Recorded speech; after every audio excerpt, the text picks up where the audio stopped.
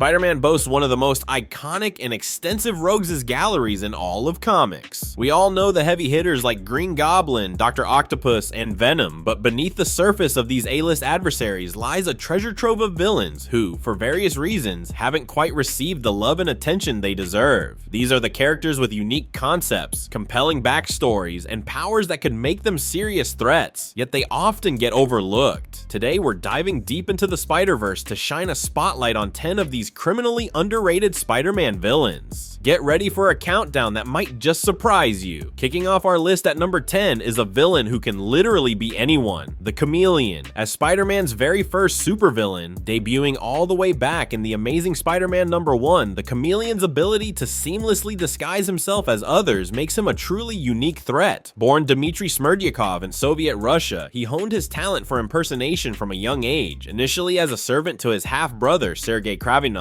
Later known as Kraven the Hunter, this early life of mimicking others laid the foundation for his criminal career in the United States, where he adopted the moniker of the Chameleon. Initially, the Chameleon relied solely on his skills as a master of disguise, using makeup, masks, and incredible acting ability to impersonate anyone he chose. However, he later enhanced his abilities by taking a mutagen serum that altered his skin pigmentation, allowing him to take on any appearance at will. This, combined with his use of disguise technology and various gadgets, made him an even more formidable foe. Some accounts even suggest he underwent procedures to make his face permanently featureless and malleable. Throughout his history, the Chameleon has played a role in numerous significant Spider-Man storylines. His very first caper involved stealing missile defense plans, attempting to frame Spider-Man for the crime. He was also instrumental in introducing Kraven the Hunter to Spider-Man. Perhaps some of his most impactful appearances include impersonating Peter Parker's deceased parents in a psychological attack orchestrated by the Green Goblin, and joining the Sinister Six in later years. Despite these notable moments, the Chameleon's lack of traditional superpowers might be why he's often overshadowed by more physically imposing villains. However, this very aspect also makes him incredibly compelling, as his threat lies in manipulation and deception, paving the way for excellent cerebral thriller stories within the Spider-Man universe. Looking to the future, the Chameleon's potential in Spider-Man media is vast. Imagine him as a shadowy manipulator, pulling strings from behind the scenes, or perhaps even taking on a more prominent role in future movies. There are even fan theories that add another layer of intrigue to his history, such as the idea that he was actually Uncle Ben in disguise, a deep cover operative keeping tabs on Peter. While this theory is certainly a wild one, it speaks to the character's capacity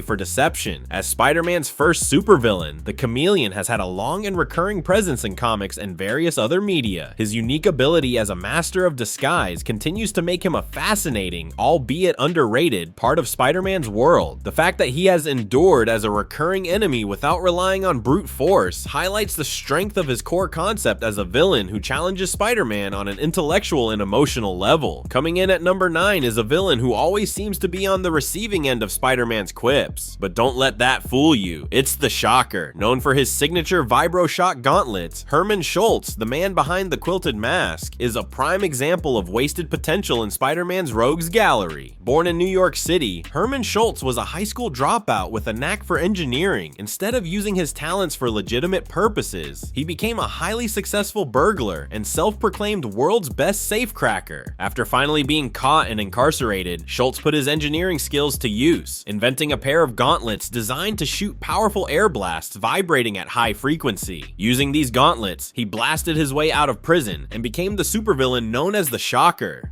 The Shocker's motivations are fairly straightforward. He's primarily driven by greed and a desire for an easy life, often looking for that one big score to set him up. His Vibroshock gauntlets are his primary weapons, capable of projecting concentrated blasts of compressed air that can create shockwaves strong enough to topple buildings. To protect himself from the recoil of his own devices, he developed a heavily insulated, quilted costume that also offers some protection from enemy attacks. Unlike villains with electrical powers, the Shocker's abilities are purely vibrational, making him a distinct threat in Spider-Man's world. Despite often being portrayed as a somewhat bumbling and easily defeated villain, the Shocker has had some significant moments in the comics. He debuted in The Amazing Spider-Man number 46 in 1967, and even managed to easily defeat Spider-Man in their first encounter, when the web-slinger was already injured. Over the years, he's been a recurring member of various villain teams, including different iterations of the Sinister Six and the Masters of Evil. There have also been instances where his potential potential for causing serious damage has been highlighted, such as in the Brand New Day storyline, where he caused massive destruction to a subway line. The Shocker often comes across as a laughable villain, leading many fans to underestimate his capabilities. However, his appearance in the Marvel's Spider-Man 2 video game hints at a deeper respect from other villains, with Kraven the Hunter even acknowledging his potential. If the Shocker put in the effort, he could indeed become a much more significant nemesis for Spider-Man. He is, after all, a legitimately skilled safecracker, even without his technology. Interestingly, despite his criminal activities, the Shocker is noted as having a somewhat moral code, often restraining himself in fights and not resorting to lethal force unless absolutely necessary. Perhaps this is why he survived encounters with more ruthless characters like the Punisher. Looking ahead, there's potential for the Shocker to take on a more serious and threatening role in future MCU projects or animated series.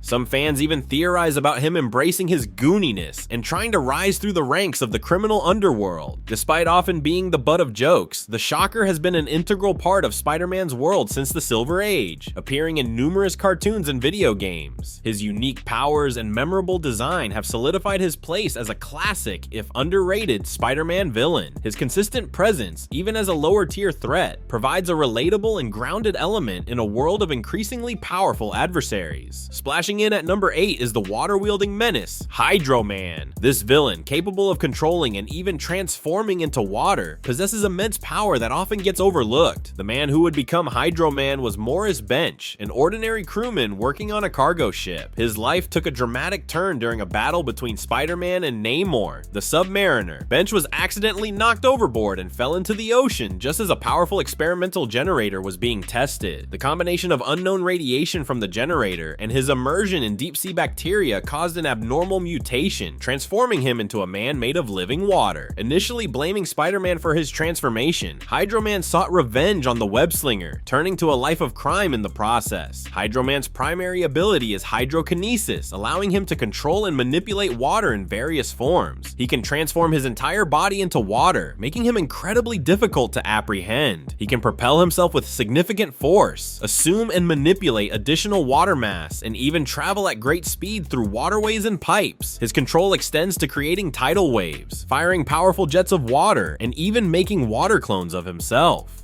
This is an extremely powerful ability, especially considering Spider-Man operates primarily in an island city like Manhattan. Despite this incredible power, Hydro-Man is often forgotten or not taken seriously by many fans. Hydro-Man made his comic debut in The Amazing Spider-Man number 212 in 1981. He quickly became a recurring antagonist, often teaming up with other villains. One notable partnership was with Sandman, with whom he temporarily merged to become the monstrous Mud Thing. He has also been a member of various supervillain teams, including the Sinister Six, the Frightful Four, and the Masters of Evil. Interestingly, Hydro-Man gained significant prominence in the 1990s Spider-Man, the animated series, where he was featured as Mary Jane Watson's ex-boyfriend who gained water-based powers. This animated portrayal, while popular, might sometimes overshadow his comic book appearances in the minds of fans. While his powers are undeniably formidable, Hydro-Man's often goofy appearance and sometimes less than brilliant schemes might contribute to his underrated status. However, the sheer potential of his abilities is immense. Imagine the devastation he could cause if he truly harnessed his hydrokinetic powers. Looking to the future, there was a rumored appearance in Spider-Man Far From Home as one of the elementals, hinting at his potential for visually stunning action sequences in live action. Some fan theories even suggest a connection to true elemental beings, or explore the possibility of more complex motivations beyond simple revenge. Despite sometimes being seen as a second-string villain, Hydro-Man's unique elemental theme and appearances in animation and video games have made him a memorable, if underrated, part of Spider-Man's rogues gallery. His powers, though seemingly simple, offer incredible versatility and destructive potential, making his underutilization a missed opportunity. Buzzing in at number 7 is one of the most bizarre and unsettling villains in Spider-Man's history, Swarm. Imagine a villain whose body is literally a swarm of bees controlled by the consciousness of a former Nazi scientist. That's Swarm in a nutshell. Fritz von Meyer was born in Germany and became a top scientist for Adolf Hitler, specializing in toxicology and beekeeping. After escaping capture at the end of World War II, he fled to South America and discovered a unique hive of mutated bees. Intrigued by their intelligence, Von Meyer attempted to enslave the queen bee but failed, and the bees devoured him, leaving only his skeleton. However, the bee's unique qualities caused Von Meyer's consciousness to be absorbed into them, allowing him to control the hive and form a humanoid body around his skeletal remains. Thus, Swarm was born with a singular goal: the extermination of mankind so that insects could rule the world. Swarm's powers are as unique as his origin. He is essentially a composite being made up of thousands of bees driven by his human intelligence. This allows him to alter his shape and size, fly, and even become technically intangible, as his body is an aggregate of tiny forms. Surprisingly, he has also exhibited a limited amount of super strength. While his body is usually humanoid, the Swarm can disperse and infiltrate any space small enough for a bee to crawl through, making him a potentially terrifying foe. Swarm made his first appearance in the Champions No. 14 in 1977, initially as an antagonist for that superhero team. He later crossed paths with Spider-Man, with their first encounter occurring when Peter Parker was working as a teaching assistant and Swarm's skeletal remains were being studied at Empire State University. Over the years, Swarm has faced Spider-Man numerous times and has even formed his own version of the Sinister Six. The outlandish concept of a Nazi made of bees might lead many to dismiss Swarm as a joke villain. However, his powers are genuinely dangerous, and the idea of a swarm of bees controlled by a malevolent intelligence has significant horror potential. The fact that he can become intangible makes him a particularly challenging opponent for Spider-Man. Swarm has made appearances in various animated series, including Spider-Man and His Amazing Friends and Ultimate Spider-Man, showcasing his bizarre nature to a wider audience. Interestingly, there was even a scrapped storyline idea involving Swarm creating Nazi honey that would turn anyone who ate it into a Nazi, highlighting the character's potential for truly bizarre and dark narratives. Despite his often ridiculous portrayal, Swarm's unique and unsettling nature, blending horror with classic supervillain tropes, makes him a memorable character who could be utilized in more impactful ways. His reference in the Marvel Spider-Man video game also suggests a lingering awareness of his potential within the Spider-Man universe. Teleporting his way onto our list at number 6 is the dimension-hopping villain known as the Spot. With his body covered in interdimensional portals, the Spot is a character whose seemingly goofy appearance hides a truly formidable power set. Dr. Jonathan Owen was once a scientist working at MIT and later for the Kingpin, tasked with replicating the teleportation abilities of the superhero Cloak. During one of his experiments, Owen accidentally opened a portal to a dimension of space warps. Stepping inside, he found himself in a dimension of half light and half darkness, and when he returned, his body was covered in black, portal-like spots. These spots acted as portable gateways, allowing him to teleport himself or any part of his body across vast distances. Upon discovering his newfound abilities, Owen declared himself the Spot and confronted Spider-Man.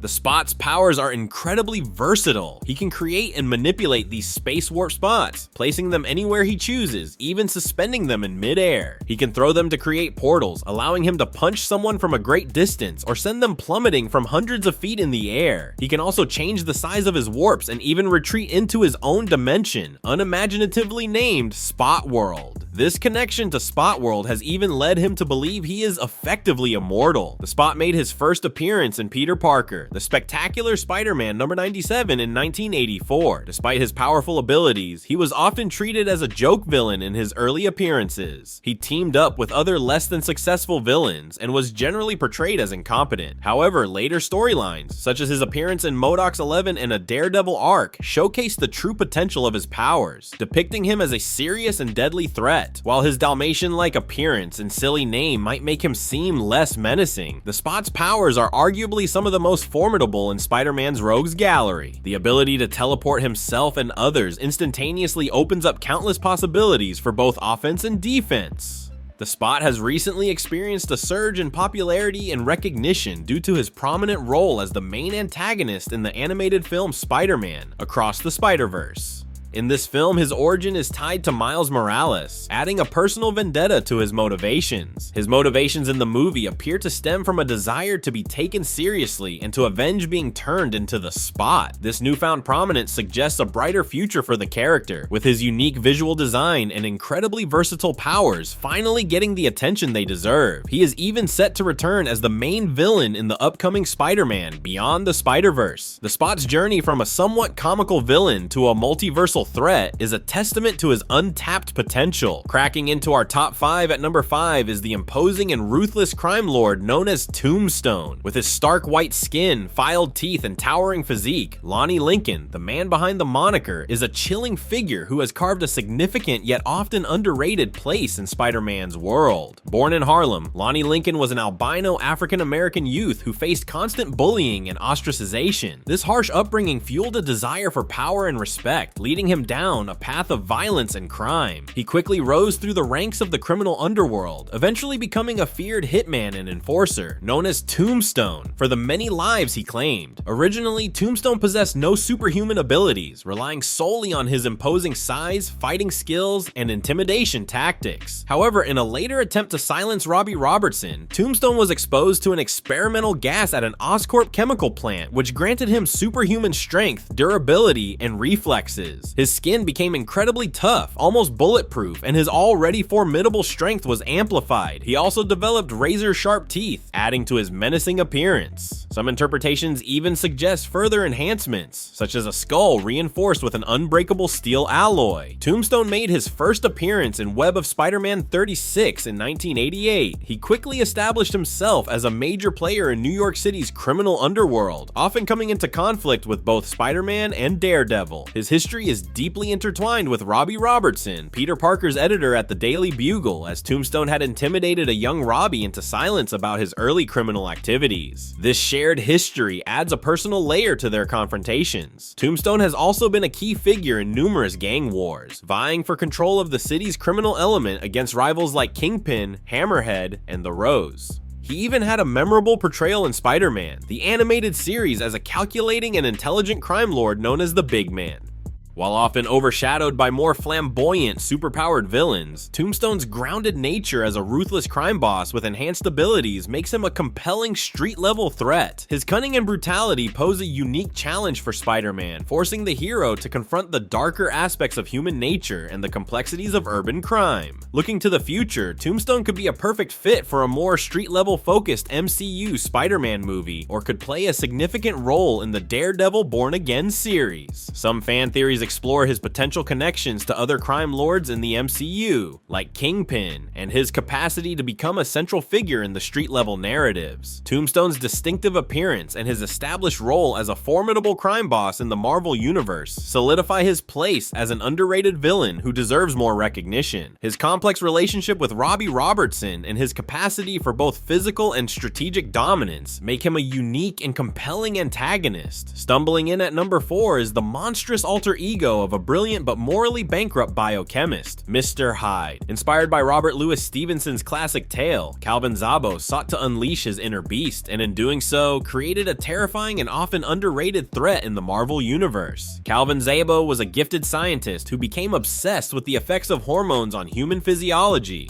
Fascinated by the story of Dr. Jackal, Jackal, and Mr. Hyde, Zabo became convinced he could replicate the transformation, seeking to tap into his own primal nature and achieve superhuman strength. To fund his experiments, Zabo resorted to robbing his employers. His morally reprehensible actions eventually led him to conflict with Dr. Donald Blake, who refused to hire him at the hospital where Blake worked. Enraged by this rejection, Zabo swore revenge, setting the stage for his transformation into Mr. Hyde. Through a self-made hormonal potion, Calvin Zabo could transform into a hulking, physically imposing figure with immense superhuman strength and stamina. This transformation came at the cost of his intellect, as Mr. Hyde typically relies on brute force and street fighting techniques rather than Zabo's scientific brilliance. However, the raw power of Mr. Hyde makes him a formidable opponent for almost any hero. Mr. Hyde made his debut in Journey into Mystery number 99, battling Thor in his early appearances. He often teamed up with other villains, most notably Cobra, to enact his schemes and seek revenge. Later in his history, Mr. Hyde also crossed paths with Spider-Man, even experimenting with derivatives of his Hyde formula to grant spider-like powers to homeless teenagers. He has also been a member of various villainous groups, including the Masters of Evil. While his concept is rooted in classic literature, Mr. Hyde sometimes gets overlooked in discussions of Spider-Man's greatest villains, perhaps due to his more frequent appearances as a Thor antagonist. antagonist. However, the duality of his character, the brilliant scientist and the monstrous brute, offers compelling storytelling potential. The visual contrast between the unassuming Calvin Zabo and the hulking Mr. Hyde is also striking and could be effectively translated to live action. His motivations, often driven by a desire to unleash his full potential or by simple criminal greed, are relatable in a twisted way. Looking ahead, Mr. Hyde could be a compelling villain in a future MCU Spider-Man movie, exploring themes of scientific ethics and the dark side of human nature. His potential to be both a physical and intellectual threat makes him an underrated character with significant untapped potential within the Spider-Man universe. The fact that he embodies a classic monster archetype with a modern comic book twist makes him a unique and deserving addition to our list. Soaring into our number 3 spot is a villain who has gone through more changes than perhaps any other on this list. Beetle, primarily known as Abner Jenkins. While the name Beetle has been adopted by several characters, Abner Jenkins remains the most recognizable and arguably the most underrated, especially considering his later heroic transformation. Abner Jenkins began his career as a master mechanic at an aircraft parts factory, a job he found incredibly dull and unfulfilling. Using his considerable mechanical knowledge, Jenkins decided to build himself an armor-plated, strength-augmenting suit, complete with gravity-defying wings, suction-fingered gloves, and a cybernetic control helmet. Calling himself the Beetle, Jenkins initially sought fame, wealth, and adventure through his criminal activities.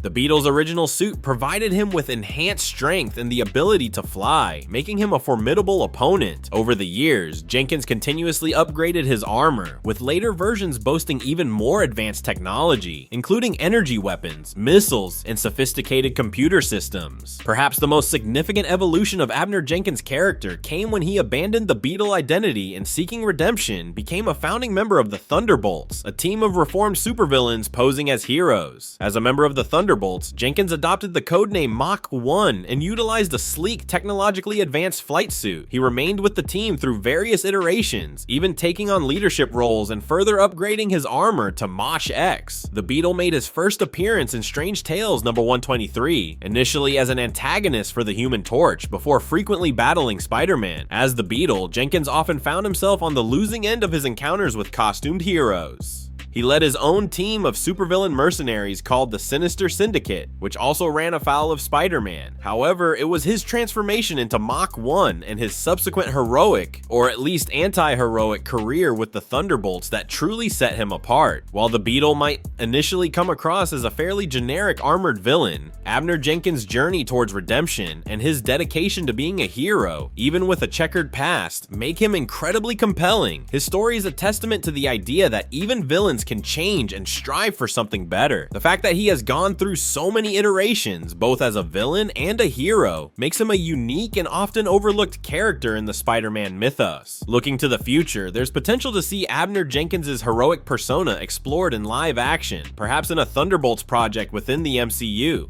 His evolution from a disgruntled mechanic to a superpowered hero offers a rich and underrated narrative arc. Leaping into our number 2 spot is a villain whose obsession and twisted scientific genius have made him one of Spider-Man's most disturbing and impactful adversaries, the Jackal, primarily known as Professor Miles Warren. While the Clone Saga, the storyline most associated with the Jackal, remains a controversial topic among fans, the character himself is undeniably an underrated and compelling villain. Miles Warren was a professor of biology at Empire State University, where he met both Peter Parker and Gwen Stacy. Warren developed an unhealthy romantic obsession with the much younger Gwen, and her tragic death at the hands of the Green Goblin sent him spiraling into madness. Blaming Spider-Man for Gwen's demise, Warren adopted the identity of the Jackal, a costumed villain driven by grief and a thirst for revenge. Initially, the Jackal possessed no superpowers, relying on his scientific knowledge, martial arts training, and clawed gauntlets. However, he later enhanced himself by mixing his genes with those of a Jackal, granting him superhuman strength, speed, and agility. The Jackal's most infamous contribution to Spider-Man's world is his mastery of cloning technology. He was one of the first in the Marvel Universe to successfully clone humans, creating numerous duplicates of Gwen Stacy and most notably Peter Parker, including the Scarlet Spider, Ben Reilly, and the villainous Kane. His motivations were often complex and deeply personal, fueled by his lost love for Gwen and his twisted desire to replace her and punish Spider-Man. The Jackal made his first full appearance as a costumed villain in the The Amazing Spider-Man number 129. He was the central antagonist of the original Clone Saga in the 1970s and returned to orchestrate the even more expansive Clone Saga of the 1990s. His schemes often involved psychological manipulation, playing mind games with Spider-Man and his clones, and pushing them to their emotional limits. Even after seemingly being killed, Warren often returned, sometimes as a clone himself, to continue his torment of Spider-Man. He also played a significant role in the Spider Island storyline, further showcasing his genetic engineering prowess.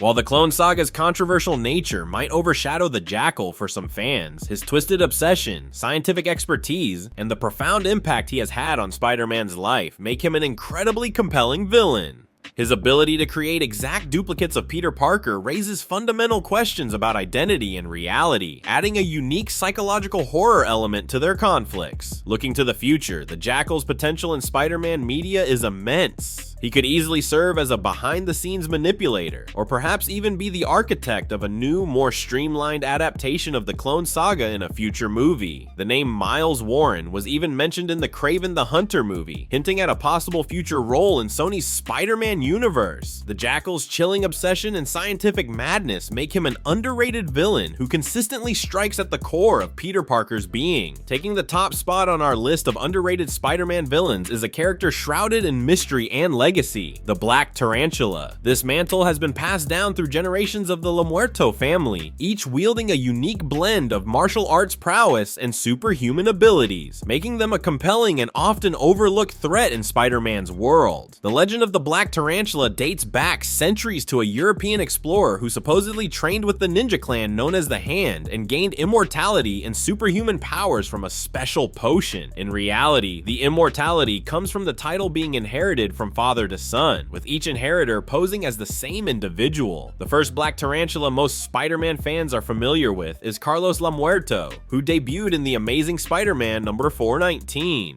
Carlos possessed a multitude of superhuman powers, including enhanced strength, speed, durability, a powerful healing factor comparable to Wolverine or Deadpool, and the ability to project concussive blasts from his eyes. His motivations were often tied to controlling the criminal underworld, but also sometimes driven by a sense of honor or a twisted form of justice. He had notable conflicts with both Spider-Man and Daredevil, even briefly becoming Matt Murdock's lieutenant when Daredevil took over leadership of the Hand. More recently, the mantle of the Black Tarantula has been taken up by Carlos's son, Fabian La Muerto. Groomed by his father to inherit the title, Fabian also possesses superhuman abilities granted by the same special serum. He has a stylish new suit and a more modern approach to his villainy, sometimes even questioning the traditional methods of crime and seeking to establish his own system of justice, however flawed. His recent appearances have primarily been in Spider-Gwen, the Ghost Spider, showcasing his potential as a compelling antagonist for other Spider heroes. The Black Tarantula's unique generational legacy and their blend of martial arts skills with genuine superpowers make them incredibly compelling villains who deserve far more attention. Their connection to the Hand also opens up possibilities for more mystical elements within Spider-Man's world. The contrast between Spider-Man's more straightforward heroism and the Black Tarantula's often morally ambiguous actions creates a fascinating dynamic. With the MCU potentially exploring more street-level and mystical narratives, the Black Tarantula could be a perfect fit for a future Spider-Man project, offering a fresh and unique antagonist. Their rich history and untapped potential make the Black Tarantula our top pick for the most underrated Spider-Man villain. Enjoyed this deep dive into villainy? Then you need to see what we uncovered about one of Marvel's most formidable figures. Click right here to watch our previous video, Top 10 Secret Powers You Never Knew Dr. Doom Had. Discover the shocking abilities you never knew he possessed.